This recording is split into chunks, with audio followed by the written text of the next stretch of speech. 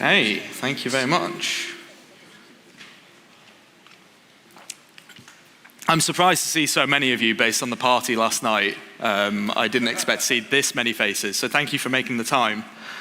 My name's Thomas Shipley, and I'm going to talk to you today about persuasion, a skill that we all use in our day-to-day lives, both in work and at home, and one that can sometimes be difficult and we can struggle with. So I'm going to talk to you a little bit about how you might improve that skill and how you might apply it in the workplace to be a more persuasive tester. So before I do that, as has already been said, my name is Thomas Shipley and I share ideas at my website, tomdriven.dev.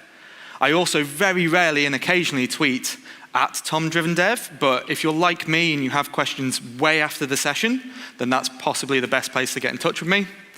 And then finally, as mentioned, I work for Global Logic in the UK. I'm a head of test there. I look after the testers, make sure they've got the right skills and they're working for the right clients. So I'd like to start with 3 ideas, and I'll talk about these ideas throughout today's talk. The first is that people want help with their problems. We all appreciate help with our problems, and everyone else is the same. We often share the same problems, so it's very rare that the problem you're experiencing is unique to you. Most people experience the same problems, and we can take advantage of that. And finally, you don't always need permission to solve problems.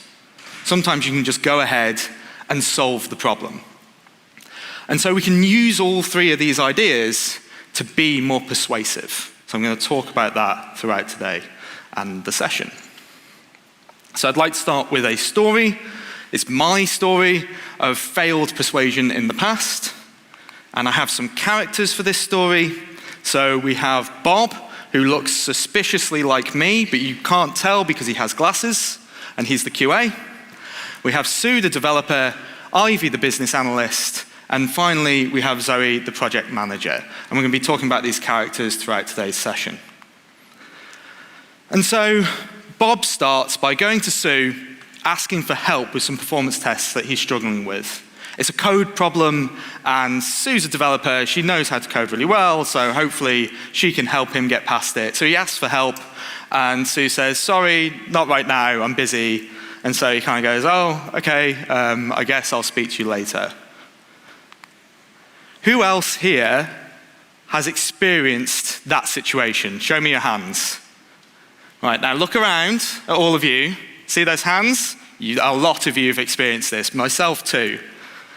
And so, what can we learn from this story? So I'd like to start with a question. And it's rhetorical because I'm the one with the microphone and you all sat all the way over there. But what motivated you to attend today's talk?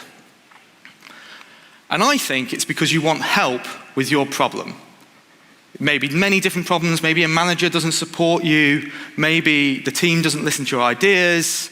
Maybe perhaps you're hungover and you are looking for a dark room to sit in which case this is the best room in the building, but you want help with one of your problems. And I know that, and unfortunately, I used it to trick you to attend today. So let's take a quick look at the abstract for this talk that some of you may have already seen. So this is the abstract for today's talk, and I've gone through and done some bolding and some changing of colors. And you can see all those words. In fact, let's start with the word in the sort of pinkish color. That's conference. I just replace that with the conference that I am submitting to. So straight away you can see the conference that you are attending. So it's all about you. I then use all the you words to talk about you and your problem. I don't talk about my problem, my experience. I talk about you and what you want to achieve. I talk about how I want to help you develop your style, show the potential of your idea. So the foundation of persuasion then is that it's easier to get to help someone than persuade them to help you. It's far easier just to go offer help to somebody than get them to help you with your problem. And Sue probably needs help as well. So the trick to persuasion then is that you should frame your problem so it's the other person's problem too. So you don't talk about your problem, you talk about their problem, and it just so happens that helps you as well. And again, I use this trick in the abstract. So in the beginning, I talk about your problem that I want to help you with, and at the end, I flip it on its head, all those words in green, and I say that's our problem, it's our shared problem, we're in it together and we should help each other. We are not let down by our idea, let us change that. How we as a community combine that with your great idea, you will be unstoppable. It's quite a persuasive trick that you can use with people. So how can we bring this together then into a structured approach that you can use with your teams? And so these are my 3 Ps of persuasion.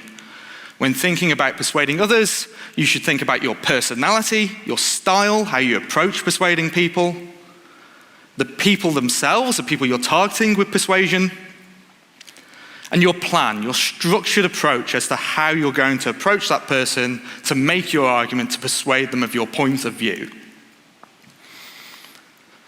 So let's start with personality. What are the behaviors and characteristics that will make us all more persuasive when talking to others? Now, I believe that this is made up of a balanced personality. Get some water. So a balanced personality is important because it allows us to be seen as fair, which is really important when talking to others. And it's made up of how we act and how we're seen, how we're perceived by others. And so when Bob is looking to persuade Sue, what are some of the behaviors, characteristics he should embody? So firstly, he should be positive. Because for 2 reasons. Firstly, he should be positive because he should have some belief in himself that he's capable of persuading this person. If he goes into it from the very beginning with a really self-defeating attitude, people pick up on that, and that makes you less persuasive. The second reason to be positive is just human nature. We all like to be around positive people.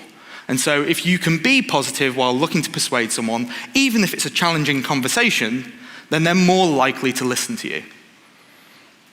The second is asking questions and actively listening to the response.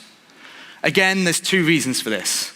There's a sneaky reason and there's a human behavior reason. So the sneaky reason is if you ask questions, if Bob asks questions of Sue and he actively listens to the response, then he's going to get information.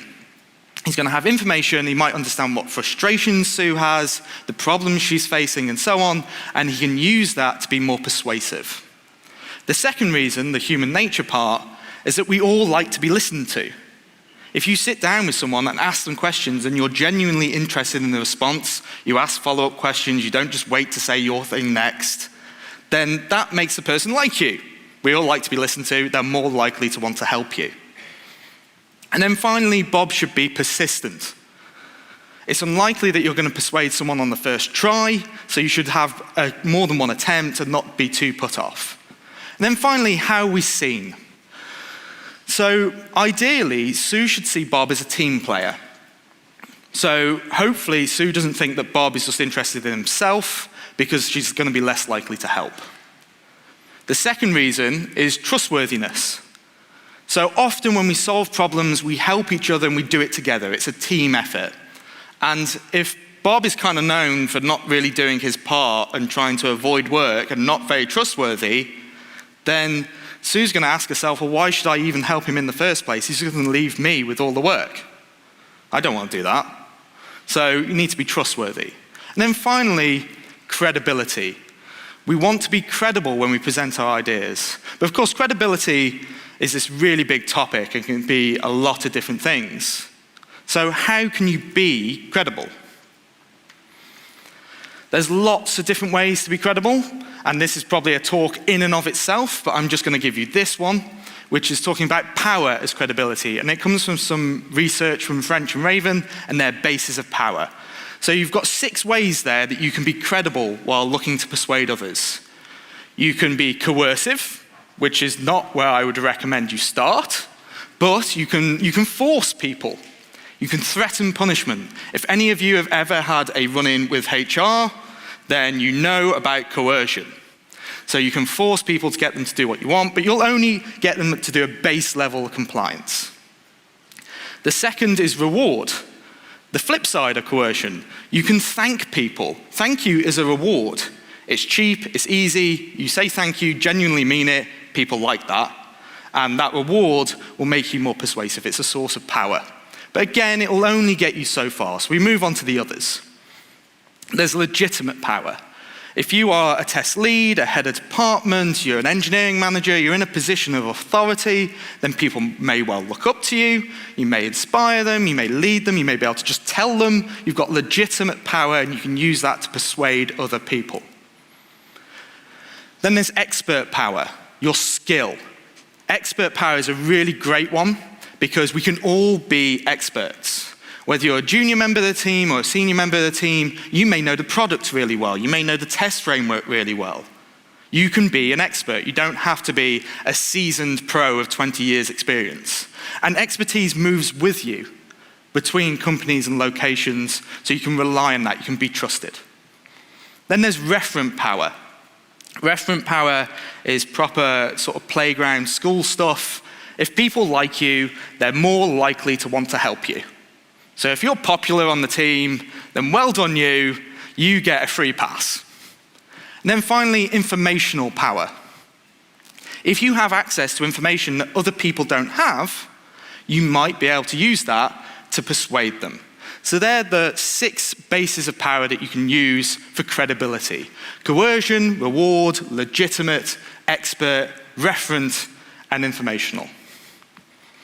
So now let's talk a little bit about people. The second P of the 3 Ps of persuasion. So many people do this, and I did this a lot when I was trying to persuade people at the start of my career. When you want to persuade someone of something, they focus on their problem, your problem. So in Bob's case, he went over to Sue and he talked about improving the performance test code. Sue doesn't care about that problem, that's Bob's problem. He's interested in that. Sue, however, it turns out, has a related problem. There's a performance bug in the API, it turns out, because I've made up this example, and it's my example, I can do what I want. So there's a performance bug in the API. So there's these 2 related problems. So when Bob is looking to talk to Sue and to persuade Sue, he should focus on the middle, the overlap. Focus on where these problems overlap, which is gathering performance data. In order for Sue to solve her problem, she needs performance data. In order for Bob to give that performance data, he needs the performance test to work. So they've got a shared problem. That's where Bob should focus his efforts. And then, once he understands where he should focus his efforts, we can also think about who on the team might be able to help influence Sue. So you can use this little graph here to help you figure it out. But on the one side, you can see in this matrix, we've got individual influence. And then on the other side, we've got individual interest. How influential is the person over, in this case, Sue? And how much interest do they have in solving the problem? So we start off with problematic people. These people have a lot of influence, so a lot of influence over Sue, but they're not particularly interested in the problem. So they might just say something off the cuff, not really understanding, because they're not that bothered, but it'll have a lot of impact because Sue will listen to them. So you should keep those people updated, resolve any concerns they have a proactive approach. Then we have Ivy. Ivy, the business analyst, sits down at the bottom where she doesn't have that much influence over Sue, it turns out, and not a lot of interest either in solving this problem. So Ivy is indifferent. So we should monitor Ivy. So by monitor, I mean just keep them updated, share little updates of how the problem's being solved, just so they feel involved, but really, you don't have to do too much effort there. So if we move over in interest, we can move to our supporters. So our supporters, we should keep them informed. And the reason for that is they don't have a lot of influence, so that Sue won't listen to them very much, but they're really interested in the problem, so they'll give us support in solving it. So keep them updated, regular feedback, get their opinions, and get them involved in solving that problem. And then finally, we have Zoe at the top. Zoe's a promoter, so Zoe's going to be very useful in this, because Zoe has a lot of influence over Sue, and also, it turns out, a lot of interest in solving the problem. And so we should engage with our promoters. We should get them involved in solving the problem, work with them really closely, and leverage their influence over the person we're looking to persuade. So as we move on from understanding the team dynamics and the individual, we now might want to focus on why Sue might resist persuasion in the first place. Because of course, no matter what your argument is, there may be just core reasons that she's never going to listen to Bob. So the first reason might be fear. Maybe she's scared of the idea, she's nervous about it, she doesn't understand it. So Bob should be looking to understand what causes that fear and how he might be able to solve it. Maybe he can do a proof of concept, perhaps, to show her that it's not that scary.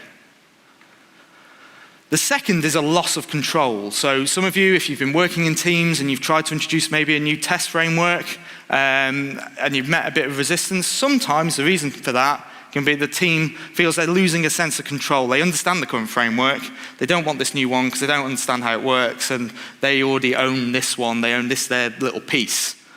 So the top tip here, when looking to persuade other people, don't dictate to them. Don't say, we must do it this way. It's an old consulting trick, give them options. Say, we've got this problem, we could solve it this way, that way, maybe this way. What do you think? That way you're getting them involved in the process, they're more likely to be receptive. The third reason is comfort, good enough. Maybe the current performance testing solution is just good enough and it's not a problem. And so again, a proof of concept can be really helpful here. There's a psychological barrier to taking that first step. We all put things off, I'm terrible for it, putting it off because you've not made a start, but once you make a start, it's easy because you've kind of got the ball rolling. Similar idea here, so maybe do a proof of concept and that'll help. And then the final one, which I've certainly come across in the past, and maybe some of you have as well, is it's a personal issue. The individual you're looking to persuade just doesn't like you. So maybe Sue doesn't like Bob, maybe Bob said something mean at a Christmas party. And so because of that, in the short term, probably the best thing for Bob to do is just to get someone else to do the persuasion for him. That's probably the easiest thing to do, so maybe lean on Zoe, get Zoe to do that persuasion. And in the long term, maybe reflect on why Sue doesn't like him. And not everyone's gonna like everyone, so that's fine. But if there was something, like he said something a bit mean, maybe he should apologize and the team can move on. So they're the 4 reasons that Sue might resist persuasion. So finally, we can bring this all together into a little bit of a plan. So how can we bring this together? So as you may remember from the previous slides, before Bob just went up and talked about his problem, said he had a problem with performance tests, can you help? Sue said no, he walked away, it was all very sad.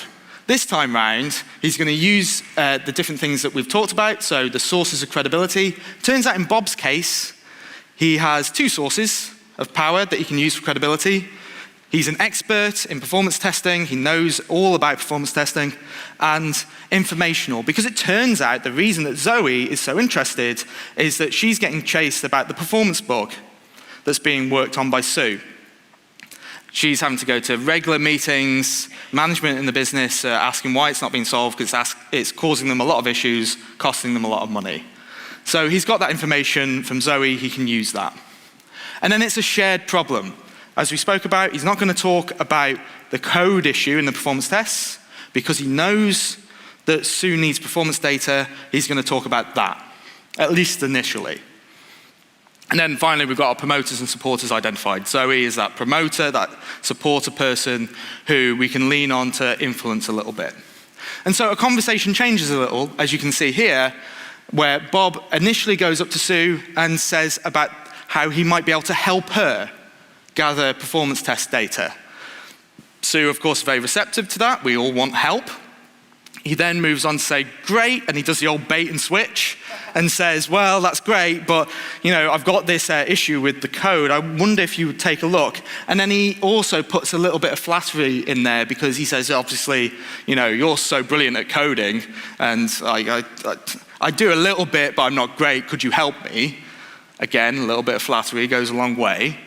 And then he then just subtly threads in the bit of information he's got, that other source of power, and mentions that Zoe is under a lot of pressure from management within the organization to fix this performance issue and to give report on progress. So could you help me? I'm sure you'll spot the issue quickly. You're really, really smart.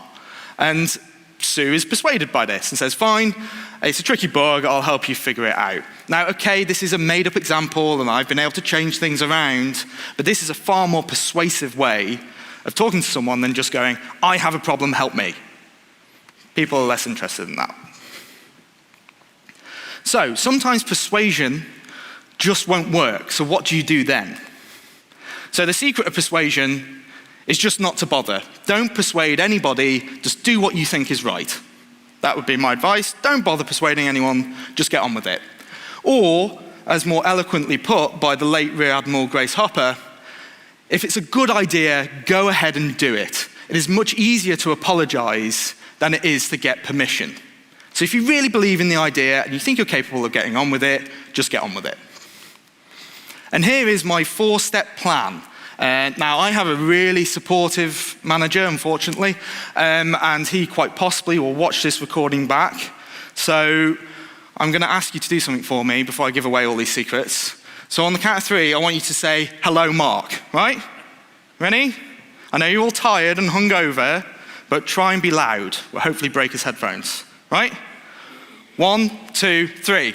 Hello, Mark. I mean, that was kind of like a little bit. Try again. 1, 2, 3. Hello, Mark. That'll do. Thank you very much. Right, so the 4 steps to getting things done without permission.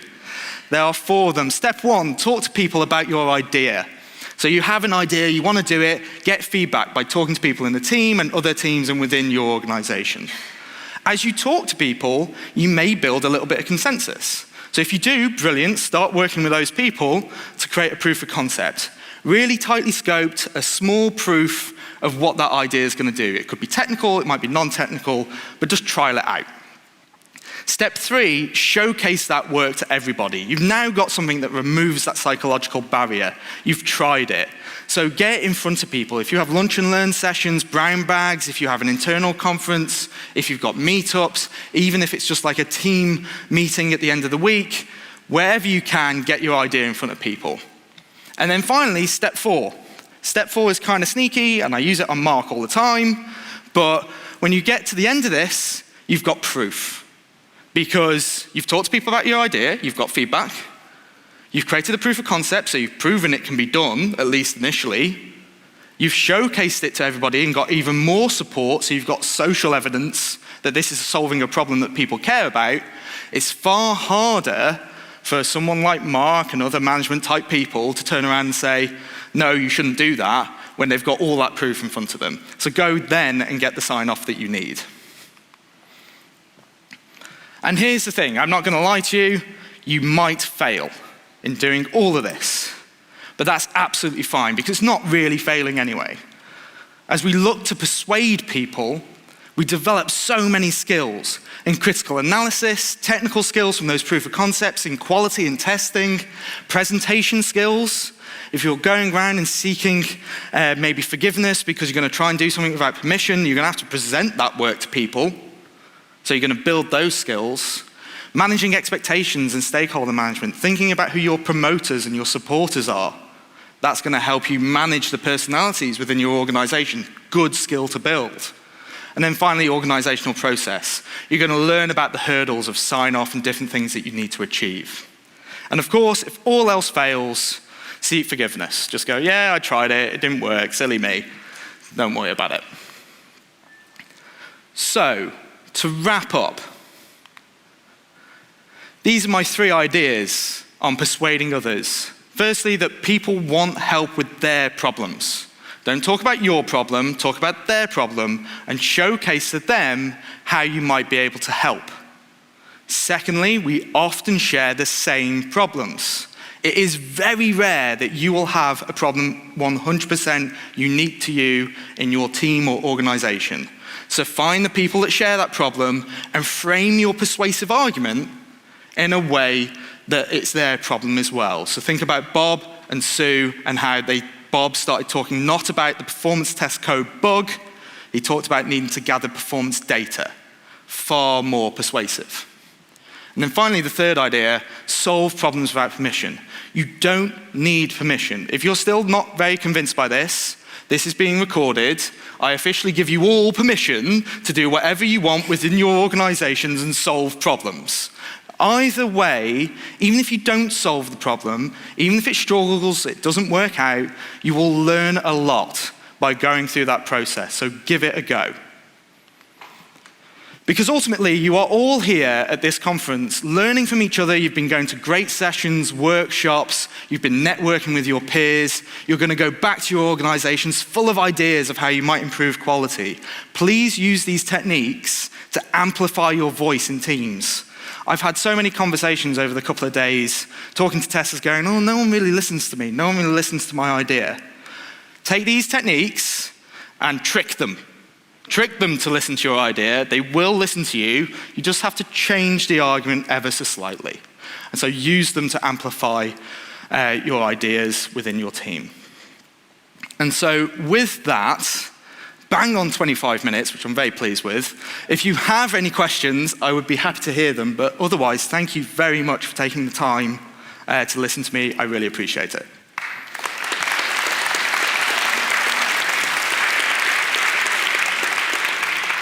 Okay.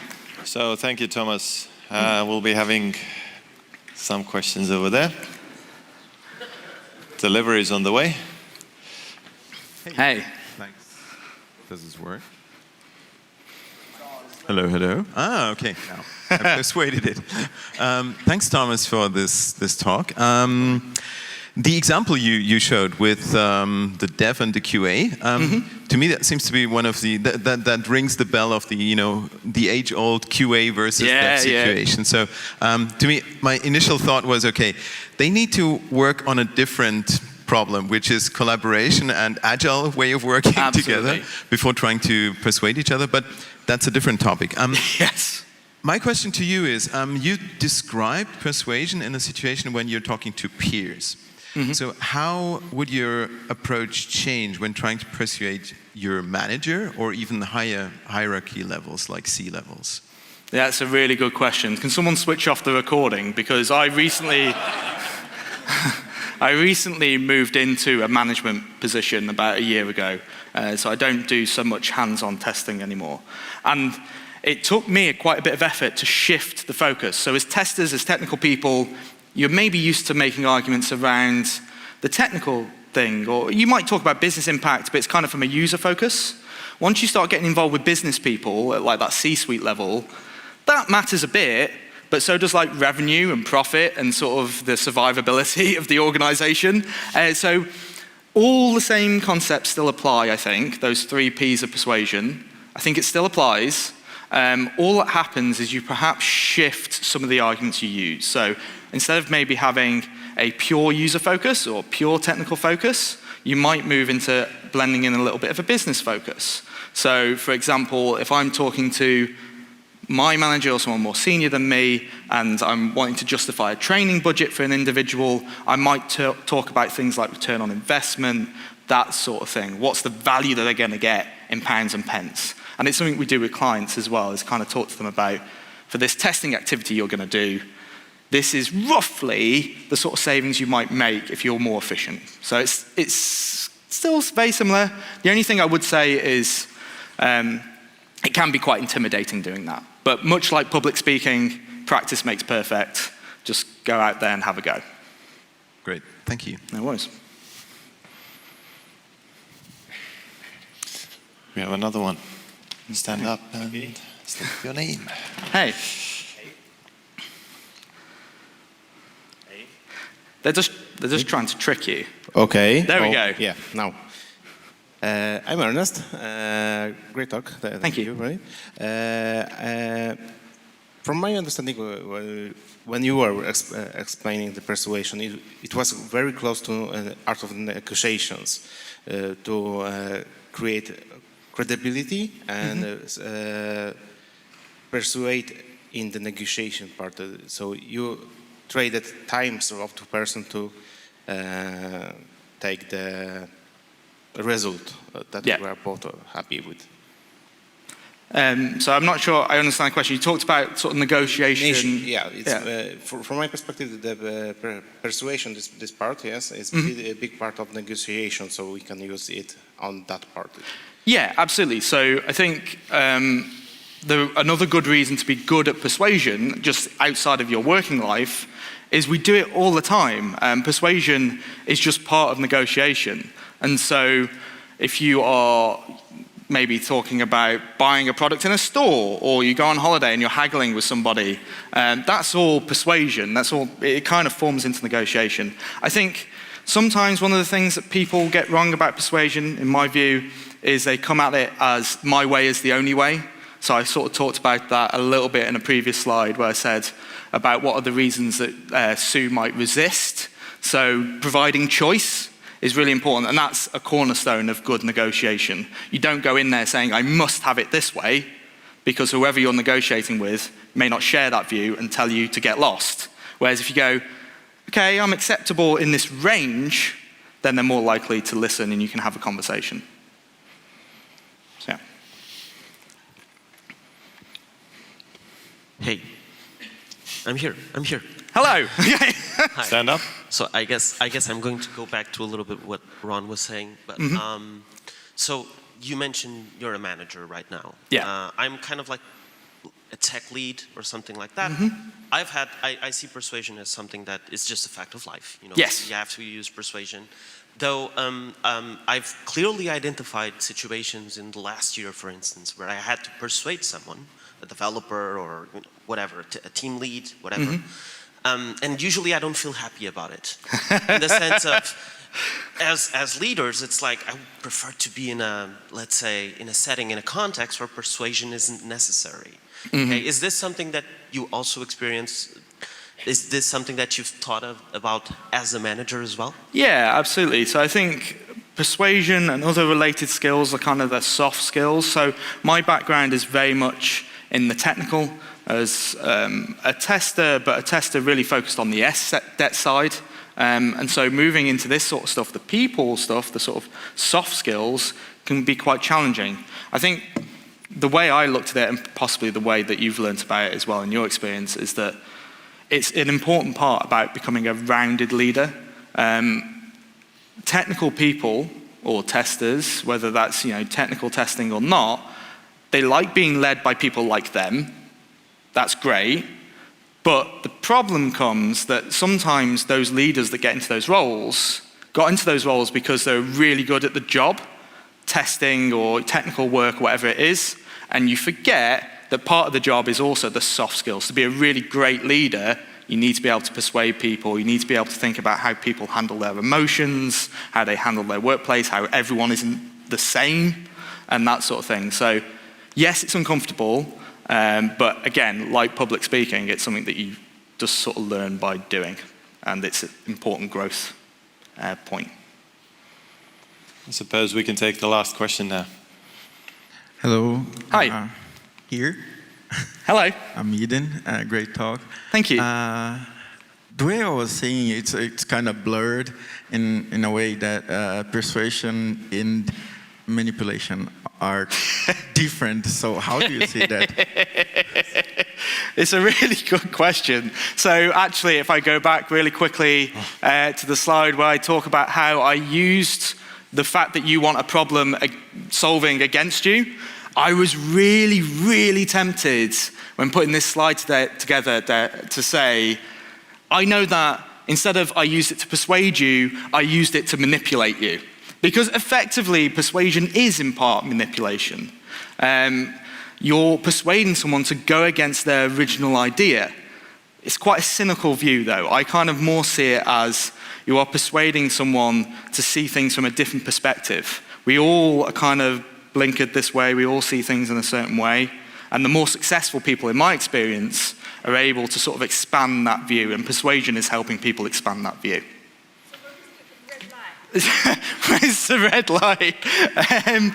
I'm going to leave that for you to decide. But personally, you're right. Persuasion is used in ways that are not always for the good of the person being persuaded. Certain political candidates come to mind, but I'm not going to say it because I'm on camera. Speak to me afterwards. Well, thank you, Thomas. It's always nice. Thank you. I kind of always find it funny because when technical people are having a conference, it's always like how can we explain things to business people? And when business people are having a conference, it's like, how can we actually understand what technical people are even talking about? So thanks for bridging this gap. Cheers, thank you. Thank you very much. Cheers.